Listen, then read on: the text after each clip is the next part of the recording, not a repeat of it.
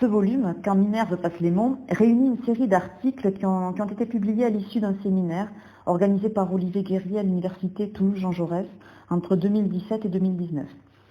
Ces études s'intéressent aux modalités littéraires de la circulation des textes de savoir entre l'Italie et la France au XVIe et au XVIIe siècle. Il s'agit ici d'un regard nouveau porté sur les relations intellectuelles et culturelles, qui ont été largement étudiées par ailleurs, entre la France et l'Italie dans la première modernité. Les différents auteurs se sont concentrés cette fois sur la mise en forme stylistique, littéraire et livresque de ces savoirs. Alors évidemment, la question qui se pose est la suivante: de quel savoir et de quelle littérature parlons-nous ici?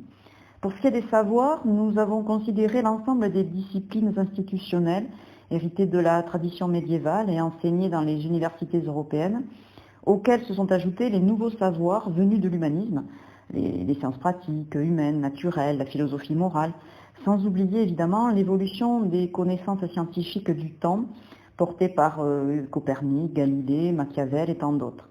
Cet ensemble, on le voit, excède largement la classification universitaire, d'autant que ce sont les textes de savoir et non les savoirs eux-mêmes qui nous occupent.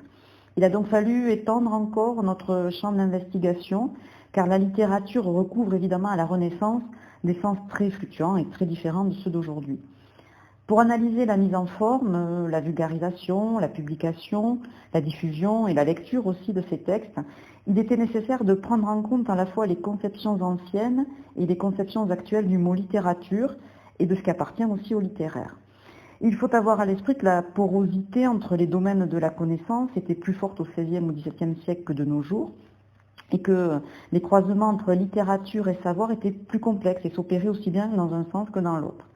Fort de toutes ces considérations, les auteurs des différents articles mettent en lumière les processus d'appropriation, d'ingestion, de transposition, de détournement parfois, qui ont bouleversé durant cette période aussi bien les pratiques d'écriture, de traduction, d'édition, que les pratiques de lecture. Mais nous ne pouvions évidemment pas, sur un tel sujet extra-exhaustif, l'ensemble du volume cible plus modestement des études de cas regroupées en 3 parties. Alors d'abord, les effets de contamination entre un savoir donné, le droit, l'astronomie, la médecine par exemple, et le champ littéraire.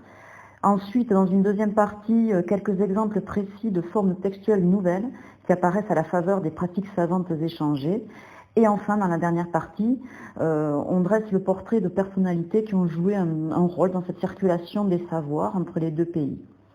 Ce ne sont là bien sûr que des jalons proposés au lecteur pour qu'il puisse à son tour circuler et poser le pied dans des espaces littéraires, scientifiques et géographiques qui pourront, du moins nous l'espérons, le conduire sur le chemin de nos approches contemporaines de la connaissance et de l'information.